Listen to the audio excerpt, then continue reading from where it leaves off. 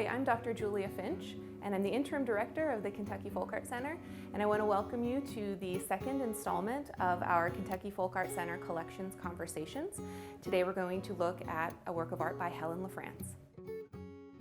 So I wanted to share with you a quote about Helen LaFrance to start with. This is by Dr. Amalia K. Amaki, and she wrote in an exhibition essay that accompanied the 1998 show that was held at the Kentucky Folk Art Center called African American Folk Art in Kentucky. Dr. Amaki wrote, quote, "The work of Helen LaFrance is closely associated with affection for her home place." And I really love this idea of home place because I think that many of us will feel a connection to it. It brings up those memories of the place that created you, the place where you were raised. And Helen LaFrance lived to be 101 years old. She just died recently in December 2020, as of the filming of this in 2021. She's only been gone a few months. When she passed, there were accolades written about her in the New York Times and other really well established and well-known national publications. So we can see the effect that her work had and her artistry had coming from rural Kentucky and being a focus on a national folk art scene.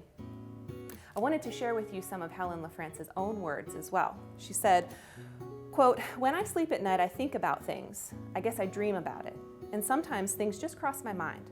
I remember when we were kids and I used to go up on the hill and there were trees up there on the hill and I remember how the shadows looked and how the cows would stand under the shade.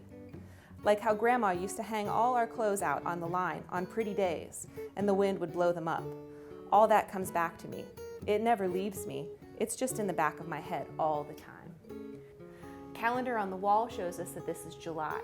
And Helen LaFrance was born in 1919, and so this could have been any time in the 20s, the 30s, thinking about what America was going through, 30s, 40s, thinking about the Depression, thinking about the need for being able to sustain oneself and one's family. And you have, of course, the boxes of ball jars over here, so you know the canning process well, and this is an annual event, harvesting the peaches and getting them ready to prepare them for the winter. In comparison to an urban landscape, what we see out the window here is a rural landscape. We've got the rolling hills, we've got a horse and cart, we've got some animals, we've got a barn and the peach tree, and we've got the laundry in the breeze, which is something that comes directly from her memory as she described it to us. We see the green pastures and the green hills just kind of fading into the distance. This might be one of those pretty days that she was talking about that she remembered from her past. A pretty day that seems like it's full of work, but it's full of that useful work and that good work that people who have lived in a rural environment are usually well familiar with.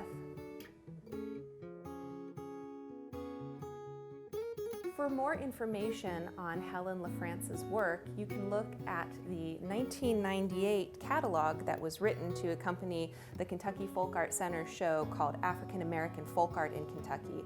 And you can access that through Morehead State University's ScholarWorks database.